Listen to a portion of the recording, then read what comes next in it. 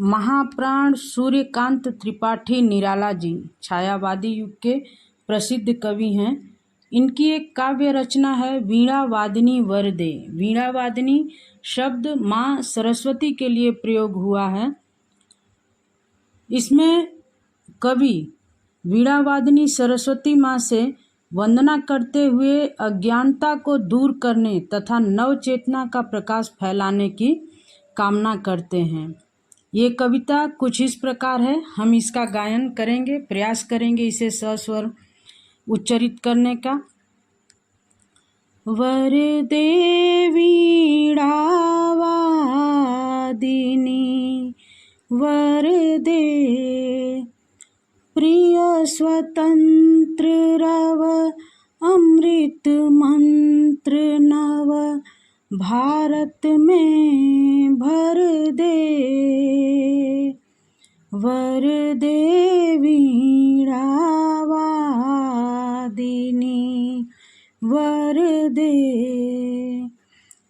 काट अंध उर के बंधन स्तर, बहा जननी ज्योतिर्मय निर्झर, कलुष भेद तम हर प्रकाश भर, जगमग जग कर दे। वरदे वीणा वादिनी वरदे,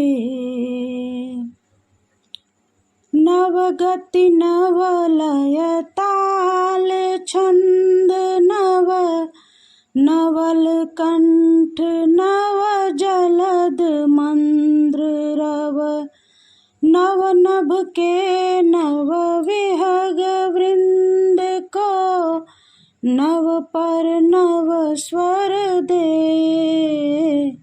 वरदे वीणा वादिनी। महाप्राण सूर्यकांत त्रिपाठी निराला जी छायावादी युग के कवि हैं। इनकी कविता वरदे वीणा वादिनी, इसका वाचन हम लोग कर चुके हैं, गायन कर चुके हैं, कठिन शब्दों का अर्थ भी जान चुके हैं, शब्द विलोम पर्यायवाची शब्द इत्यादि का अध्ययन हम सब कर चुके हैं। अब हम इस कविता के भावार्थ को जानेंगे। सच पूछिए तो कभी भी किसी कवि ने अपनी कविता लिखने के बाद बैठकर उसका अर्थ भावार्थ ये सब नहीं लिखा है। ये चीज़ें हमारे अपने बुद्धि विवेक पर निर्भर करती हैं कि वास्तव में कवि कहना क्या चाहते हैं, और इस प्रकार हम उसका एक भावार्थ, उसका अर्थ अपने अनुसार स्पष्ट करने का प्रयत्न करते हैं।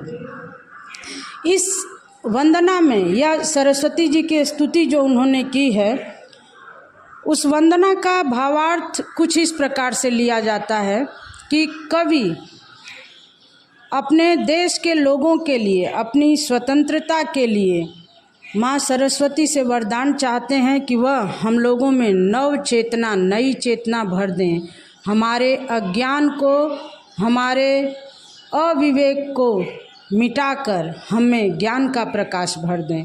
कविता की पंक्तियों के अनुसार हम उसका अर्थ ग्रहण करेंगे। पहली पंक्ति है वरदे वीणा वादिनी वरदे।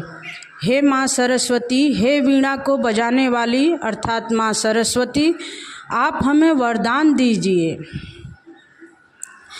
हम प्यारी आज़ादी के लिए, वह आज़ादी जो हम सबको प्यारी है, उसके लिए आप हमें एक ऐसा कल्याणकारी मंत्र दीजिए, एक ऐसा उपाय बताइए जिससे हम उसे प्राप्त कर सकें और हम अपनी आज़ादी के लिए अपना स्वर उठा सकें। सभी लोग एक जैसे स्वर में अपनी आज़ादी के लिए, अपनी स्वतंत्रता के लिए प्रयास कर सकें। हमारे हृदय में, हमारे मन में जो गुलामी की भावना भरी हुई है, जो हमारे अंदर डर बैठा हुआ है, हे माँ, उस बंधन को, उस परतंत्रता के, उस गुलामी के बंधन को जो एक परत पर परत हमारे हृदय में बैठता चला गया है, उसको आप काट दीजिए, हमें उस बंधन से मुक्त कर दीजिए। हमें उस बंधन से छुटकारा दीजिए। और हे माँ, आप अपने ज्ञान का प्रकाश, निरंतर ज्ञान देने वाले प्रकाश को हम लोगों के जीवन में प्रवाहित कर दीजिए, बहा दीजिए, हमारे जीवन में फैला दीजिए। और इससे ये हो कि हमारा पूरा देश, ये संसार जगमग हो जाए, ज्ञान के प्रकाश में ये संसार जगमग हो जाए। हमारे भीतर जो कालिमा है, जो मलिनता है, एक दूसरे के प्रति जो वैमनस्यता है, उस अंधकार को, उस अज्ञान रूपी अंधकार को हर लीजिए, मिटा दीजिए और हमारे भीतर ज्ञान का प्रकाश भर दीजिए।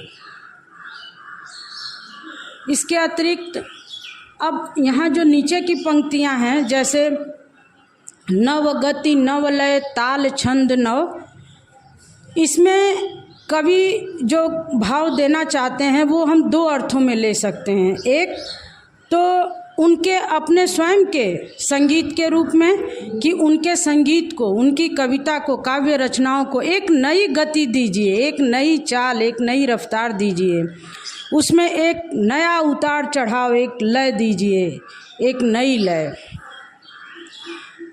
और उसमें ताल और छंद, ताल संगीत से संबंधित शब्द है जो गायन, नृत्य और वादन में एक प्रकार से कुछ निश्चित क्रम में चलता है, जिसे ताल कहते हैं, और वह संगीत को मधुर और रोचक बनाता है।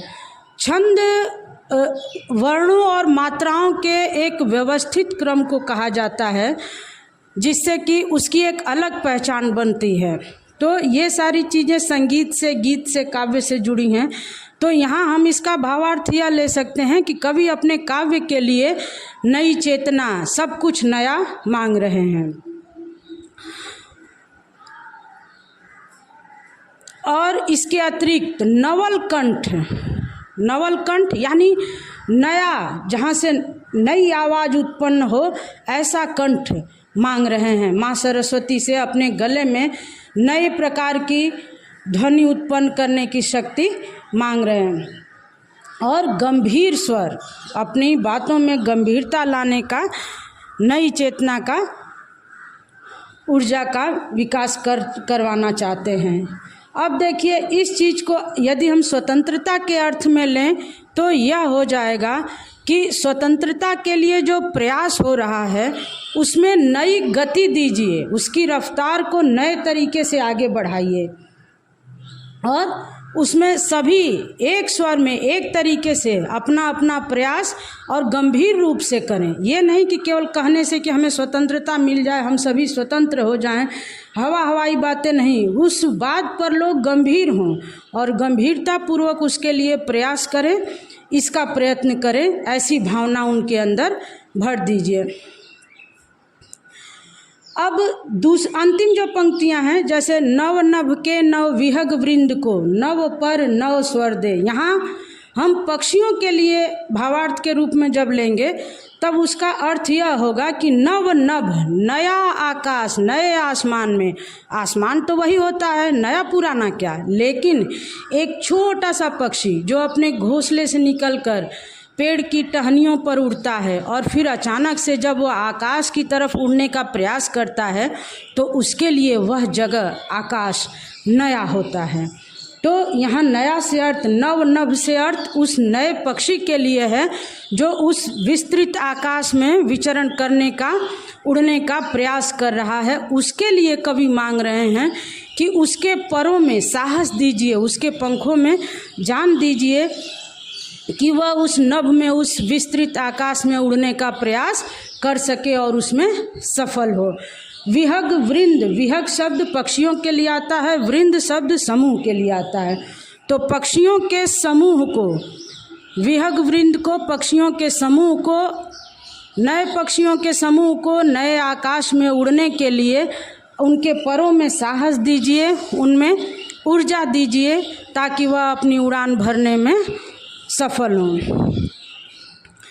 और स्वर, नव स्वर, यहाँ नव स्वर से अर्थ दोनों में, उन पक्षियों के लिए भी है कवि के लिए भी है और स्वतंत्रता की आवाज़ उठाने वाले, स्वतंत्रता के लिए प्रयत्नशील लोगों के लिए है कि वे अपने दम पर, अर्थात किसी और की कही सुनी बातों से नहीं, अपने बुद्धि विवेक से अपनी स्वतंत्रता के लिए अपना स्वर मुखरित करें, अपनी बात को अपने तरीके से स्पष्ट करें और प्रयास करें। हे माँ सरस्वती, उस प्रयास के लिए आप हम सभी का सहयोग करिए, हम में नवचेतना भर दीजिए। धन्यवाद।